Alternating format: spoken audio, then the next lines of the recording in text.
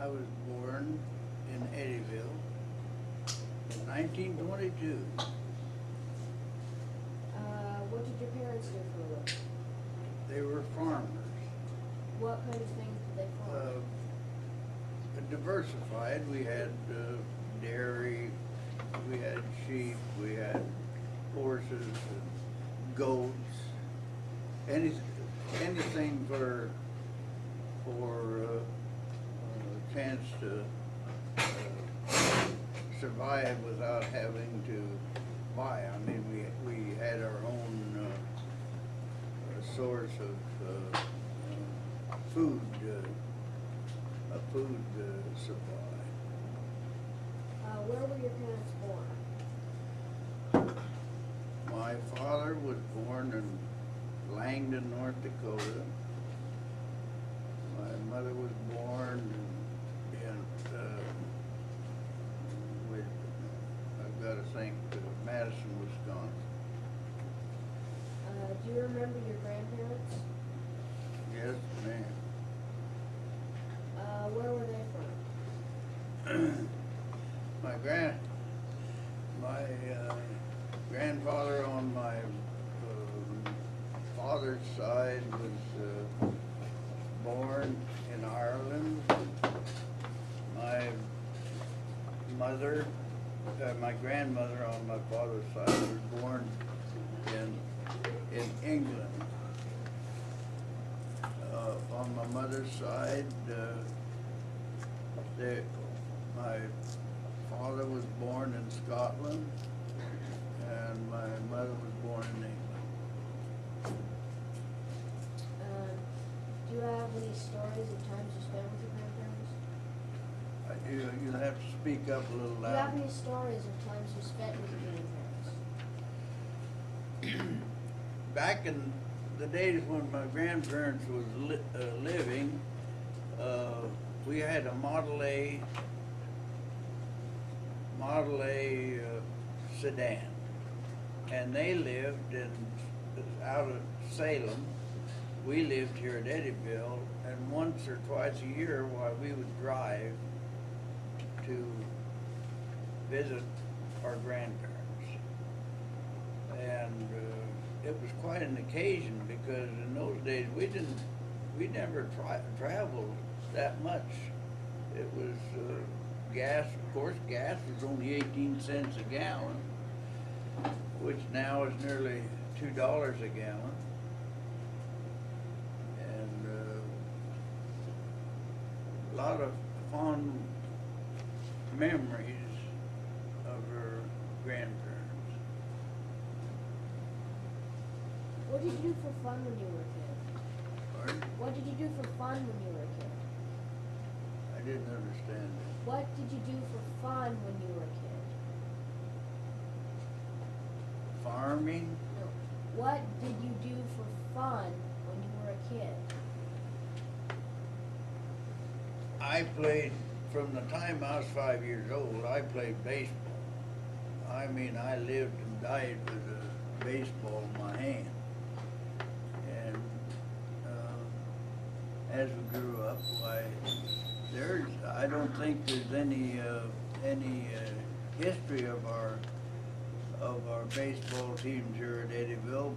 I mean, anyone can put their finger on, but 4 years I was in high school, we lost one baseball game, and that was to Sledge.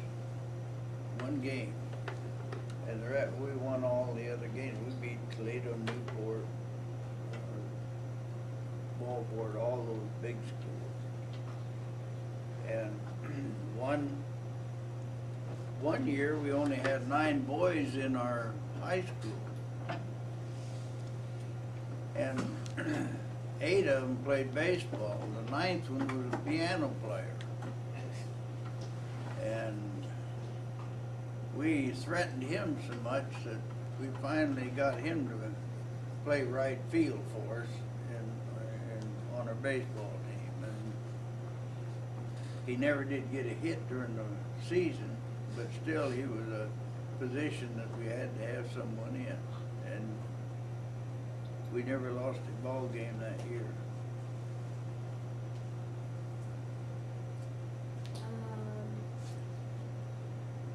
How did you meet your wife? How did you meet your wife? Oh my. A blind date. It was during World War II, and I was stationed at Millington Naval Air Station in Memphis, Tennessee. And in those days, we'd go into Memphis on our liberty, and families and girls of our ages were thronging in the auditorium where we would get off the buses, and we could go to shows and stuff like that. But I was invited out to, this family wanted me to come to dinner. Well, I went to dinner, and this buddy of mine, he says, "Hey Lou," he says, that was my middle name was Lewis. And anyway, this buddy of mine says, "I've got a date for you next Saturday." And I said, "You have?" He said, "Yeah."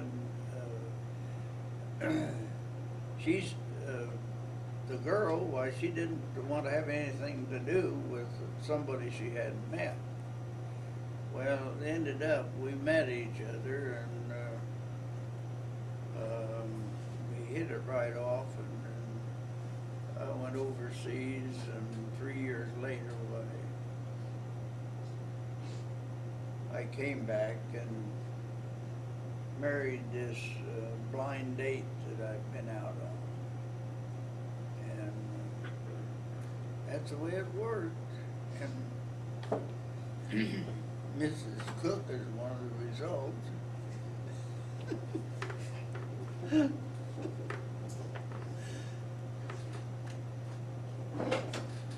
know what else I can say.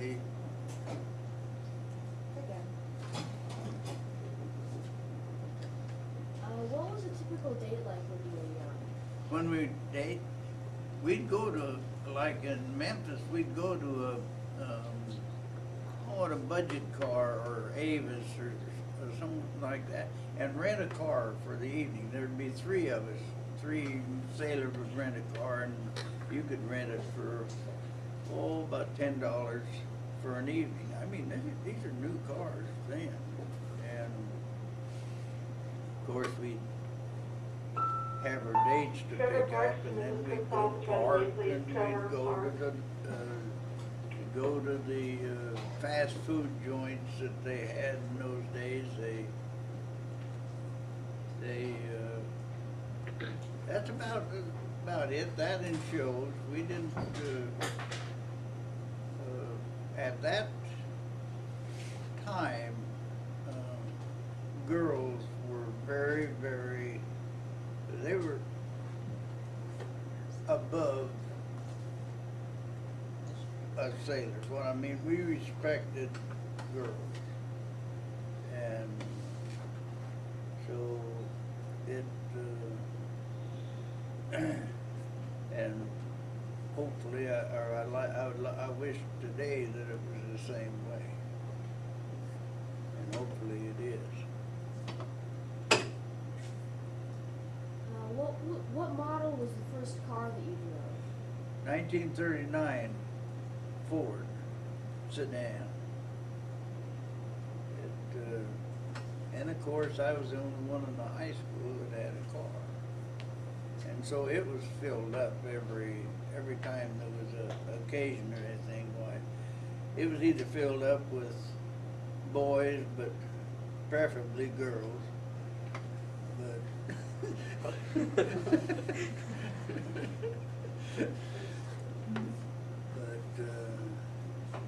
and then I had a 41 Ford,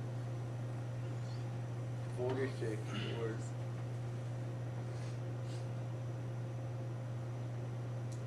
What kind of chores did you do around the house when you were a kid? What kind of chores did I do around The house, the farm or whatever. on our farm? Yeah. We'd get up at 5 o'clock. We had 22 milk cows. And this is by hand. It's none of this machine work. and we had from 6 to 8 hogs.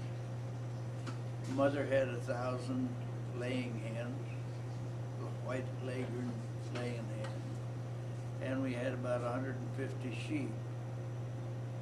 So in the morning we'd get up at 5 o'clock, milk the cows and slop the pigs and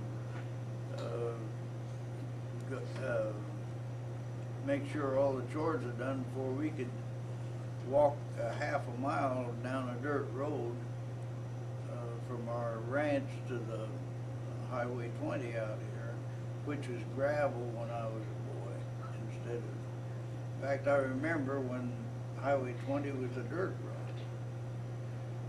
But we were, and at night we had the same chores to do, and I never did get caught in the kitchen much. I mean, I had a sister that was just older than I, and she and Mother took care of the dishes and stuff. Once in a while, for discipline, I got caught either washing or drying the dishes. But it wasn't a regular chore of mine.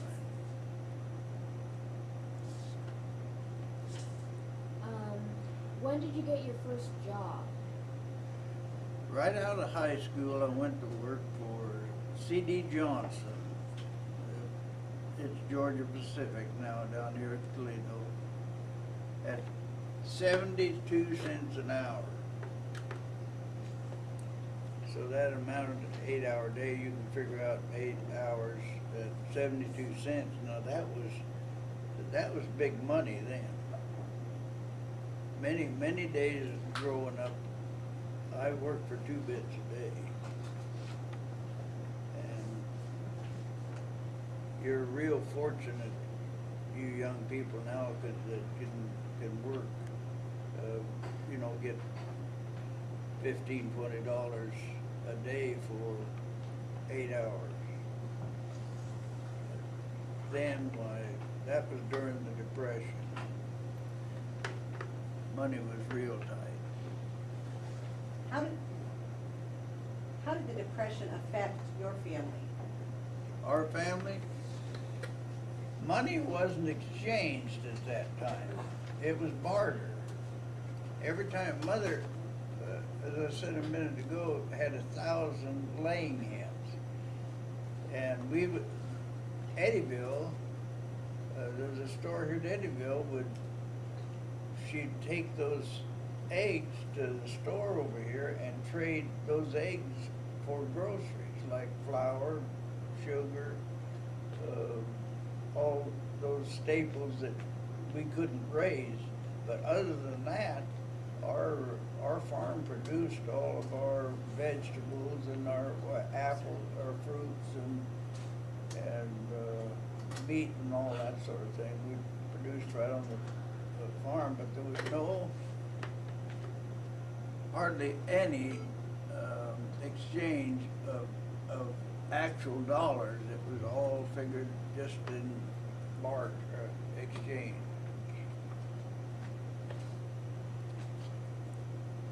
Were you ever in the military? 4 years. Where were you stationed? I was 4 years in the U.S. Navy. I was aboard an aircraft carrier, and I went through boot camp in San Diego, and I spent 3 years in South Pacific, up to Battle of Subic Bay. I don't know whether your history books has those in them or not, but then I was transferred back to the States in 1945 and was discharged in the fall of 45. What was your ship? What was the name of your ship? USS Cabot. I've got a cabin home. I belong to the U.S. Cabot. We have I guess you'd call it a club or something. I mean, all the ship's company is belongs to USS Cabot. It's sort of a memorial too, because we lost in the neighborhood of 400 sailors off that ship. I just asked because my dad was on the USS Pensacola, and he does the same thing. Is that right? Yeah, uh-huh. Pensacola, yeah. And he meets with people, last one he was in Florida, and, he goes and, they get together too. Yeah, that's what, I've never been to one of the reunions. It's always been on the East Coast, and I haven't been able to, things just haven't worked right for me, but there's only, I think, 2 of my buddies that's still alive.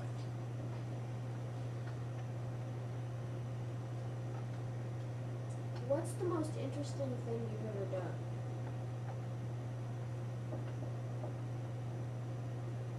Most interesting.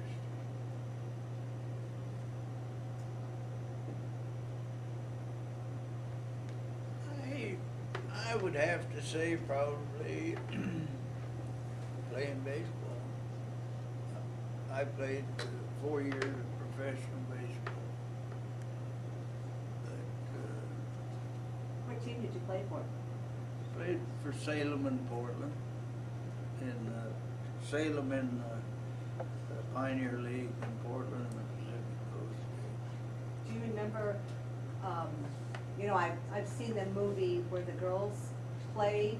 Did that happen? Do you remember that happening during the war, when the girls played baseball instead of the men? Or was that the different war? At one time, now Babe Dietrichson pitched against a major league team, and she was a fast pitch softball player, and she struck out these Babe Ruth, Lou Gehrig, and Joe DiMaggio, 1, 2, 3. I mean, so girls can be outstanding. Did you ever meet Babe Ruth? Pardon? Did you ever meet Babe Ruth? No, he was always my idol, though. I mean, and of course, I'm a Yankee fan. I suppose that's a lot of people hate him, but I think I've always thought a lot of it. What can you remember about Eddyville School? Well, the first thing I'll say is this. Now, you young people may look down your nose at me, but there was a store over here, just had all kinds of grocery stuff. There was a garage. There was two eating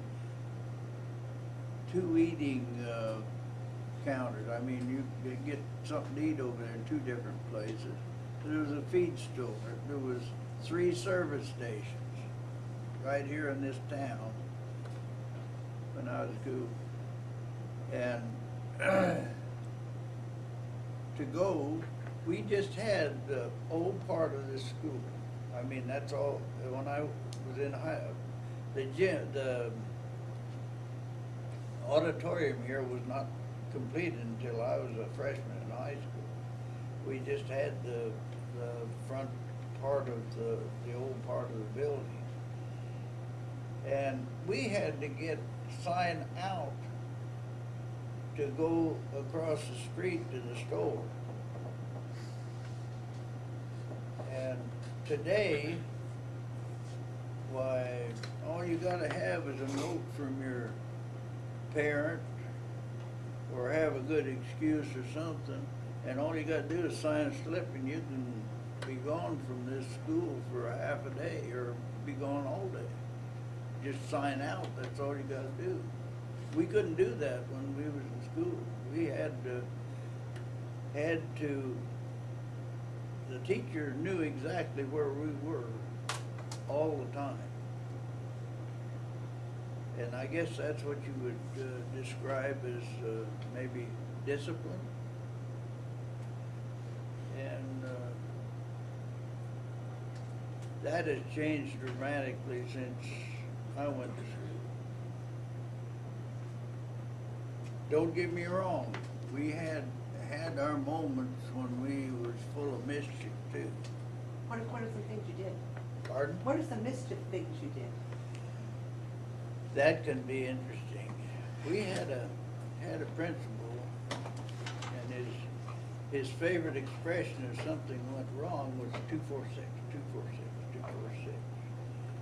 And in our dressing room, why, we would go to the restrooms and maybe stay there longer than we should, and the principal would come out to get us. Well, there was 2 doors into the dressing room, and so he'd come in one door and we'd go out the other, and there'd be a 2-gallon pail of water setting up on the door of that dressing room door. So when he grabbed that door and opened it up, well, that 2 gallons of water went on his head. So you can see now we were mischief too, but we were well disciplined. We had to abide by what the teachers wanted us to do. And another thing, why there was some of the boys would, after this auditorium was built, why, there's a ladder on the stage that goes up into the attic, and there was 2 or 3 of the boys were like to sneak off and smoke. And this same principal, why, he knew about where they were at. They were up in the attic smoking cigarettes. Well, this principal started climbing right up that old ladder, right up and stuck his head up through the trap door up into the attic, and these 3 boys just blew smoke in his face. And he nearly lost his hold on the ladder. He nearly fell down that clear. It's a long ways down there to the floor. He came out of there coughing and carrying on. But things like that, you know, what? There was times that we were not as disciplined as we should have been. Did you go to the elementary school when it was across the street? Pardon? Did you go to the elementary school when it was across the street? Oh, yes. Could you I tell think us about my that? huh? Could you tell us about the elementary school? Yeah, I wish I'd have brought a picture. I've had a picture right there on Do the- you? 'Cause Oh, yeah. we would love to scan that and put it in the video when we make it. It is, of course, let's see, I think I was this picture I was in the 4th grade. And my little brother, he's in the 1st grade, Ralph. I think he's been here, hasn't he? Yep, Ralph was our first interview. Oh, you was? Yes. But there's a lot of the numbers in that, a few of those people are still alive. An awful lot of them have passed on. Was it a 1-room schoolhouse? Two rooms. I used to get a whipping every day in the first grade. And there was a first grade girl over there. I don't know, she weighed, I would say, for a first grader, she 100 pounds or better. And she had her hook set on me for some reason or other. She thought I should be her boyfriend here in the first grade. Well, every recess, we went to out the playground, first thing she'd do, she'd take after me and catch me and land right on top of me, held me down, you know. I couldn't do that and cry. Gosh dang, that made me mad.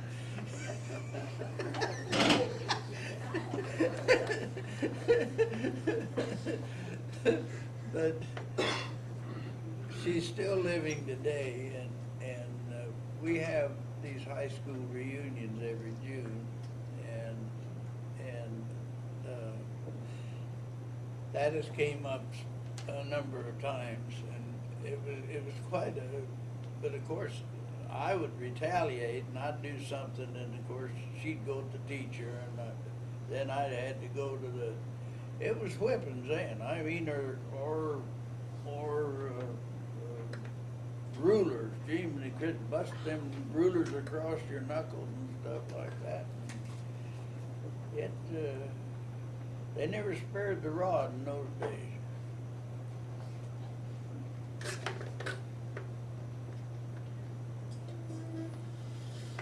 That's a friend. Is that a specimen you want to keep? No. He's coming right this way. Okay, one of those spiders. Do you remember when the elementary school burned down? I can't remember the year. But Oh, of course, I remember. Yeah. where did those kids go then? Where did the elementary kids go after the elementary school burned down? That's what I'm trying to remember. I can't remember. I don't know, Ralph might have, if you ask him that question, I don't Okay. know, he might have. And another people, Mary White Harnson, do you have her down? No, but isn't that the new one? And she'll be here today for good news, I think, won't she? So, you're in charge, okay? She and her husband both were born and raised up to Nashville.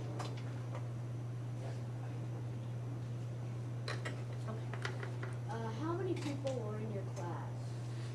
When I graduated from high school, oh, that was a bad scene too. There was 6 girls and 1 boy. And I was in the same situation there as when I was in the first grade. They really made things miserable for me. There was 6 girls and 1 boy when I graduated. But I was salutatorian, and I never cracked a book all the time I was in high school. I mean, everything, history and geography and all that stuff, just no problem at all. How many people would you say were in the school at the time you graduated? I would say 40, maybe 45. Who would have been the rival of Eddyville? Who was Eddyville's rival when you were in high school? Sledge. That's what I thought. I mean, competitive wise, Right. there was other, but other than that, other than just competition, very good friend. But Ballport and Taft, we'd go at it tooth and nail with them.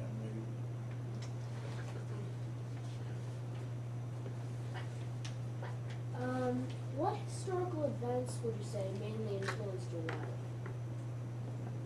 life? What historical events would you say mainly influenced your life? What? What historical events mainly influenced your life, like with the war or the Depression or? Well, I imagine that Depression and war probably more than anything. The war really made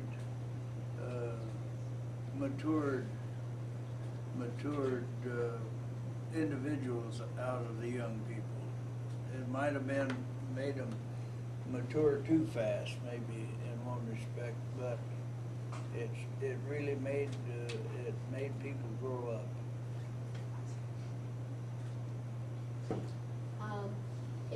Are there any stories or anything you'd like to share with us? Any story?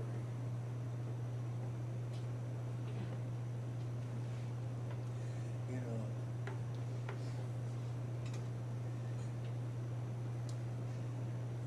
well, I was a tail gunner in Dive-Bomb in World War II. Pilot and I was shot down in South China Sea.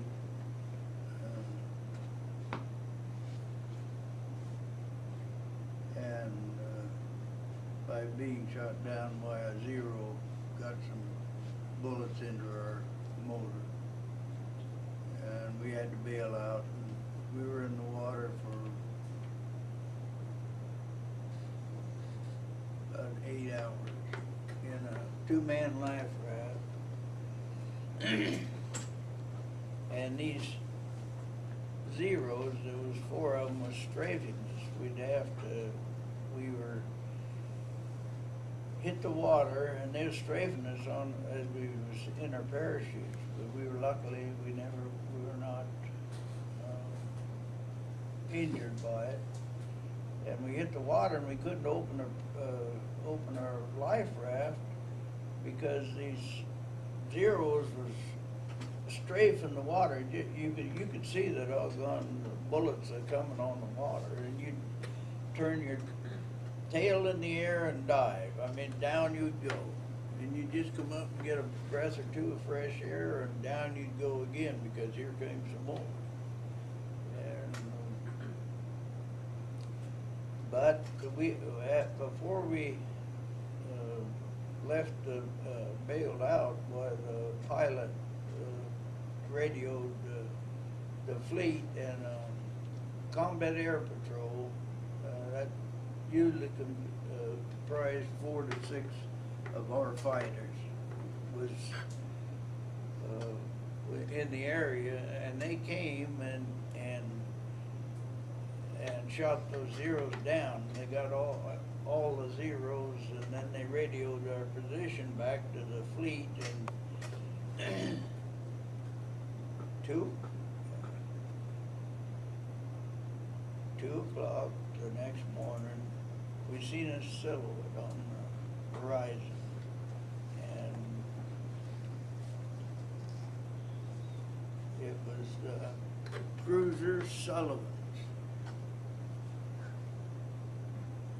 You may have read about the 5 brothers that was on Helena that was sunk, and the family lost all 5 boys.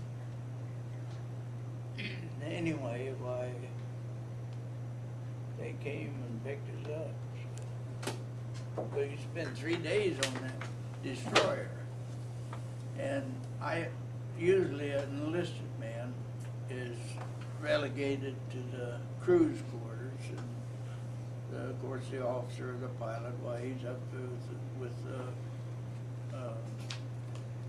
gold blades, but they didn't let me go to the cruise quarters. I stayed right there with my pilot and ate officer's mess instead of cruise mess, which usually is a lot better food. And anyway, 3 days later, they transferred us back to our ship, back to our carrier, the cabin. And so other than that, close shaves, just dunking time or two. How has this school changed since you went to it? This How does school. this school change? Yeah. Like physically plus, maybe the culture of the school, I don't know whether it's the same or different. This school, now I'll say this, everything has improved as far as sports are concerned over my day, other than baseball. Baseball, there wasn't anybody who could beat us in baseball, but your football and basketball, volleyball, why, you're much more athletically inclined, or you do so much, you're much more outstanding, I'll say that, than we were then. We had a girl, I know a couple more, Jean and Jessie Cooper from Okay. Harlan. But anyway, she was a volleyball player that spent most of her time up over the net. She's 6'1" or 2", and she just spiked the ball just one. People just hated to play our volleyball team because of her. But other than that, now of course you've added the gym and this area here on when I went to school, and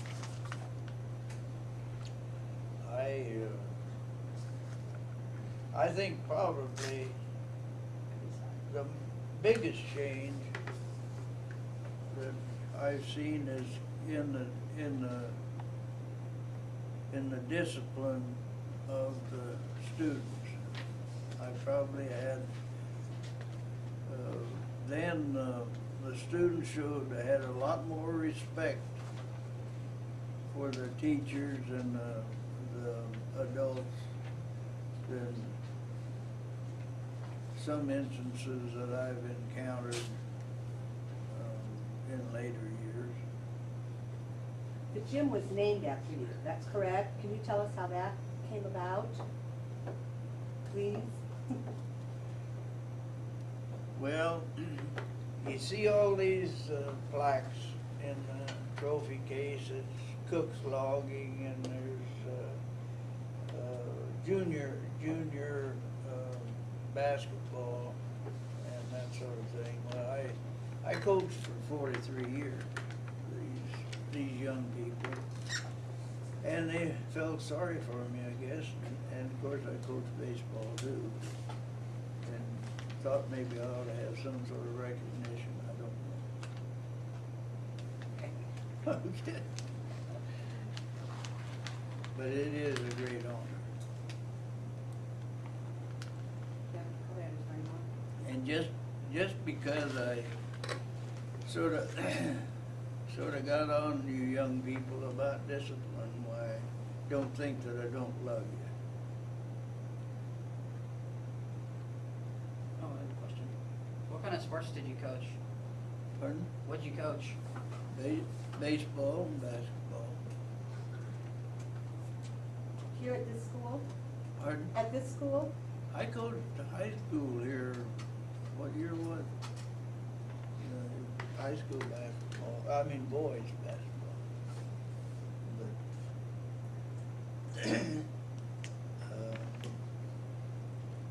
I don't remember what year it was, but I coached a lot of Babe Ruth, American League ball too. So did you meet Ron Russell? He was the coach in Wellport. Pardon? Ron Russell, did you meet him? He was the baseball coach in Wellport. Did you say Don Russell? Ron. John? Ron Russell. Ron Russell. Ron Russell. At Walport?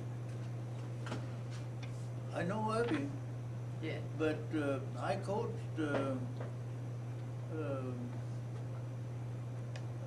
Babe Ruth team that had 5 Walport boys playing. Tommy Dahl, Jim Robinson, gosh, hard for me to think more. But anyway, but don't think for a minute that I don't have a lot of love for you young people.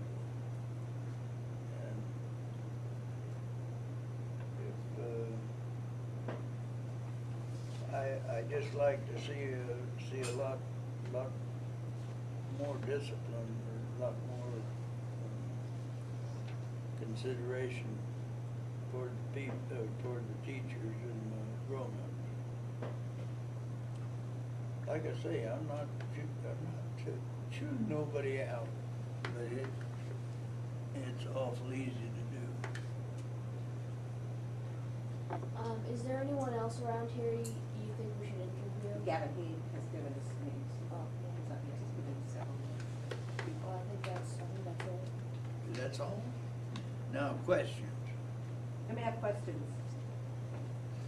Were you ever a POW in war? Pardon? Were you ever a POW? No, but I was caught on, these stories can go on for quite a while. But I was caught on Guadalcanal. We had to land for fuel, and the fuel then was only in 55-gallon drums. I mean, we didn't have. It's the only way they could get it overseas, and airplane fuel. And we landed there, and Guadalcanal, the airstrip had not been secured, and we landed there just about long in the evening, and the Japs started a Banshee attack across the airstrip. And here we were on the ground, and I dove into a foxhole with this big Marine, and that's where he and I spent the night. And the next morning woke up, why it was a sort of a massacre, because the Japanese would these Banshee attacks, where they'd get themselves all hopped up on opium and drugs in that way, and they had no control over what they were doing, and the airstrip was only wide enough for fighter planes to come in on, so it was only about 60, 80 feet wide, and the bodies was 3 and 4 deep on that airstrip the next morning. I mean, there was that many. Terry Gamont, you have a phone call on line 2. Many Terry casualties. Gamont, phone call on We line 2. didn't have that many casualties, but that hand-to-hand combat ain't no fun. Yeah. How long did you play professional baseball for? Pardon? How long did you play professional baseball? 4 years. But I couldn't make no money at it. And I was married, and we had the school secretary, and I couldn't make $100 a month is all they'd pay you to play baseball. And that was in the lower classifications. I mean, like where I was, if I'd have been up playing Major League Baseball, that would money had been a lot better. Play a lot now. Huh? They play a lot of money now for Major League. It's clear out of reach now. Oh, jeez. Too much. Anything else? Well, I've really enjoyed doing this. I don't hear real good, but. You were great. You know, we may have, as we start, you can turn it off now.